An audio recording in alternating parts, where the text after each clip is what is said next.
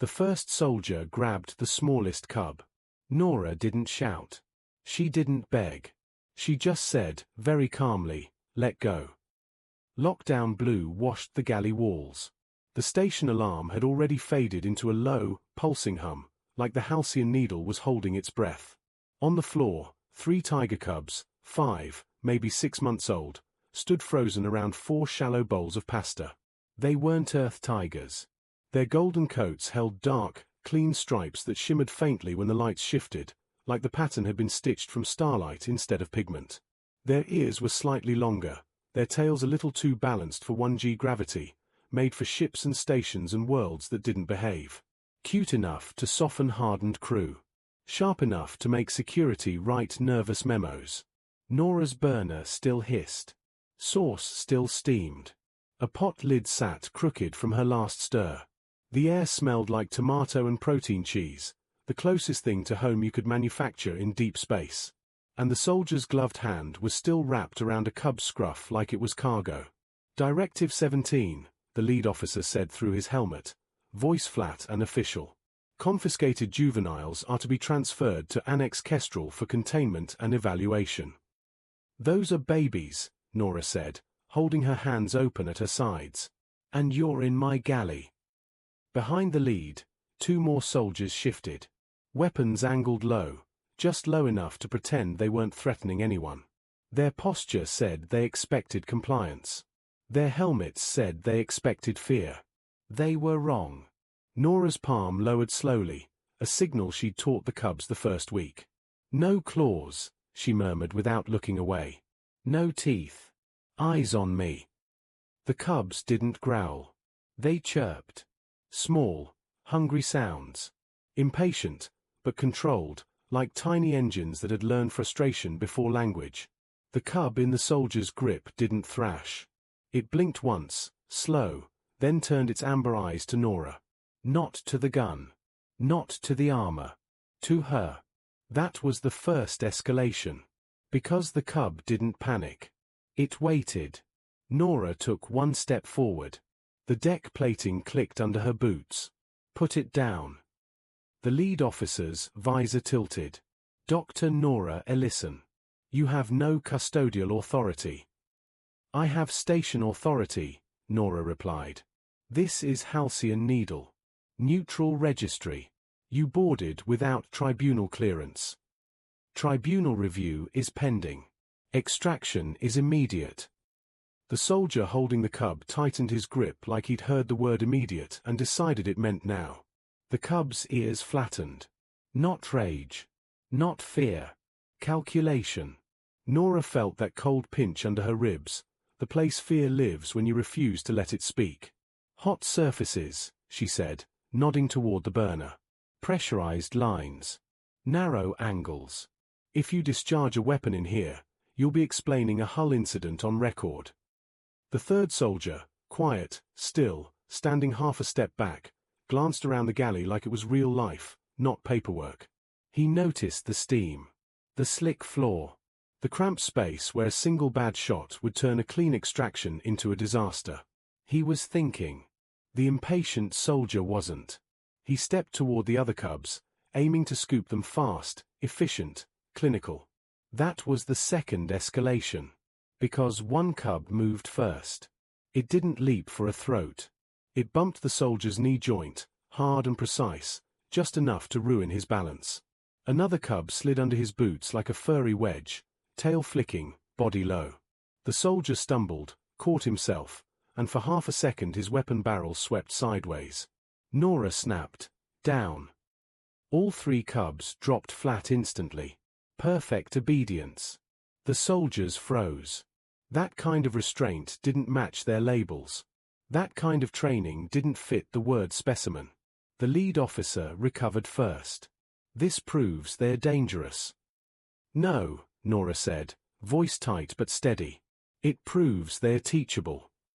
The soldier holding the smallest cub hissed, enough. He yanked. The cub didn't fight him. It fought his belt cable. A tiny jaw closed on the soldier's suit tether, a bite so quick it looked like a twitch. The cable popped free. Diagnostics on the soldier's arm flashed. His grip loosened for a fraction of a second. That fraction was everything. The cub slipped out, landed clean, and sprinted straight back to Nora's boots. Then it's Saturday. Right there. Like a child returning to a parent in a crowd. Nora didn't move. She lowered her hand and stroked the cub's head once, gentle and deliberate. Good, she whispered. Good choices. The lead officer's voice sharpened. Final warning. Nora answered quietly, you don't get to threaten children and call it duty. He lifted his weapon. That was the third escalation. Before Nora could inhale, the cubs exploded into motion, not as chaos, as structure. One cub darted left and slapped tiny paws over the lead officer's visor seam, smearing steam condensation across his optics. Another cub snatched the data slate off his belt with a clean tug, teeth on strap, and ran it straight into the wall panel with a crack that killed the screen. The third cub jumped onto the counter and kicked the pot lid sideways. Steam billowed. Sensors shrieked false readings. Red targeting dots jittered. The soldiers swore as their formation broke, weapons wavering because they couldn't see clean lines. Nora moved like she'd been waiting for the moment. She slammed the emergency latch beneath the counter. A blast shield dropped over the galley entrance with a thunderous clang. Lab safety hardware, not a weapon, but heavy enough to matter. Locks engaged. The station AI chimed, calm and unbothered. Safety barrier engaged. Galley sealed. Outside, muffled through metal, the lead officer barked orders. Override it. Nora exhaled. Good luck. For 10 seconds, the galley felt safe. Then the ceiling speakers clicked. Notice, external manual override detected. Nora's stomach dropped. That was the mid-rehook. Because they weren't leaving. They were forcing the door. Safety barrier will disengage in 30 seconds, the AI continued. Override source, docking collar 3. The cubs looked up at the ceiling, ears turning like satellite dishes. They didn't understand the words. They understood Nora's pulse. They understood the air changing. Nora knelt fast, bringing herself eye level with them. Listen, she whispered. No biting. No claws. Stay behind me. We win by being smart. The smallest cub chirped once, sharp, almost questioning. Nora answered it with truth. Yes. I'm here. 20 seconds. Nora slapped her wrist comm and sent a priority burst to oversight. Neutral registry codes. Emergency legal flag. Live feed attached. No speech. No flourish. An authorized extraction attempt, she said into the MIC juveniles involved. Weapons present. Immediate review. 15 seconds. Through the sealed door, the quiet soldier's voice came, lower than the others. Doctor.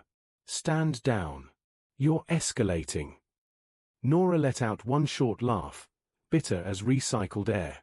You brought guns into a kitchen. 10 seconds. The blast shield shuddered once as the override tried to bite. The cubs pressed close to each other, not in panic, ready. And the most absurd detail, like the universe couldn't resist, was that one cub still licked sauce off its paw between breaths. 5 seconds. The shield trembled. Then stopped. Silence. The speakers clicked again. Notice, override cancelled. Source disconnected. Nora blinked hard. What? The AI continued, almost smug. An authorized craft has disengaged. Report transmitted to Council oversight. Violation logged. Outside, Boots retreated, fast. Not confident. The sound of people who had realized paperwork could bite back. The lock stayed engaged. Nora stayed kneeling, one hand braced on the deck, the other resting on a small striped head. Her body shook with delayed adrenaline. The cubs, satisfied the danger had ended, returned to their bowls. They ate. They ate like nothing in the galaxy mattered more than pasta. Nora stared at them, breathless. You're still eating. The smallest cub chirped, offended by the idea of stopping, and slurped a noodle with dramatic commitment. Another cub dragged its bowl closer to Nora's shin, anchoring breakfast to her like that made the universe behave. Nora swallowed, forcing herself to think past the immediate relief. They would come back. Orders like that didn't die. They multiplied. She rose, moved to the wall terminal, and keyed into station systems with hands that still wanted to shake. "Halcyon Needle," she said, voice firm. "Open internal security channel." The AI responded instantly. "Channel open." Nora didn't rant. She didn't plead. She did what humans did best when faced with a larger machine. She used the rules better than the people who weaponized them. Log timestamps. Pull docking collar data. Preserve all audio. Mark as evidence. And lock my quarters, medbay, and galley under neutrality protections. "Confirmed," the station said. "Evidence preservation initiated." A pause, then, softer, still synthetic, but almost curious. "Dr. Ellison, you are not required to continue custodial care. You may request relief." Nora looked down at the cubs. 3 of them had finished and were now licking bowls like the bowls might produce more if they believed hard enough. The smallest cub sat upright, watching Nora's face, tracking emotion with unsettling accuracy. Nora exhaled through her nose. "No," she said. "I won't be requesting relief." The smallest cub chirped, satisfied, and head-butted Nora's boot like a stamp of approval. Another escalation came quietly, disguised as routine. Because once the adrenaline faded, the cubs did what hungry babies did. They looked at Nora. Then looked at the pot. Then looked at Nora again, as if to say, more. Nora huffed a laugh she didn't fully feel yet. "Of course. Now you're starving." She made another batch. Not because she had to. Because feeding them was the simplest kind of defiance. As she stirred, she noticed something new. The cubs weren't shaking. Weren't pacing. They stayed close, but calm. They had learned that danger could be met without becoming danger. They had learned restraint, and that was the part the council didn't understand. Nora slid fresh bowls to the floor. The cubs ate, and in the middle of chewing, the smallest one did something that tightened Nora's throat. It picked up a single noodle, turned, and offered it to her. Not a trick. Not a demand. A gift. Nora took it with 2 fingers like it was fragile. "Thank you," she whispered. The cub blinked slowly, then resumed eating like it had simply completed a necessary ritual. An hour later, oversight pinged back. Not praise. Not comfort. Bureaucracy. Beautiful, weaponized bureaucracy. Temporary custodial rights granted. Dr. Nora Ellison. Extraction order suspended pending tribunal review. Security Committee actions under investigation. Recommendation: maintain juveniles in station quarantine with human caregiver present. Nora read it twice. Then again, because relief can feel unreal until you repeat it enough times to make it stick. She sank onto the deck, back against the cabinet, and let out a sound that was half laugh, half sob, both fighting for the same space. The cubs finished their bowls and immediately migrated toward her like gravity had changed. One curled against her hip. Another settled at her feet. The smallest climbed into her lap like it belonged there, warm and heavy, head tucked beneath her arm.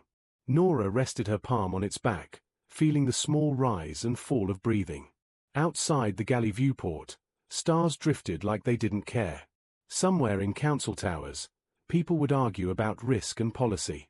They would say words like containment. They would say words like threat. But on the Halcyon Needle, in the quiet after danger, Nora did what humans had always done best. She stayed. She kept her hand on a small striped head. And she didn't let the galaxy turn children into tools. The station lights eased from lockdown blue back to normal white. Air cycled. Systems reset. Metal pretending to be calm again. And for the first time since the cubs arrived as cargo, the Halcyon Needle felt like more than a station. It felt like a place that could hold something soft. Something stubborn. Something alive. Home.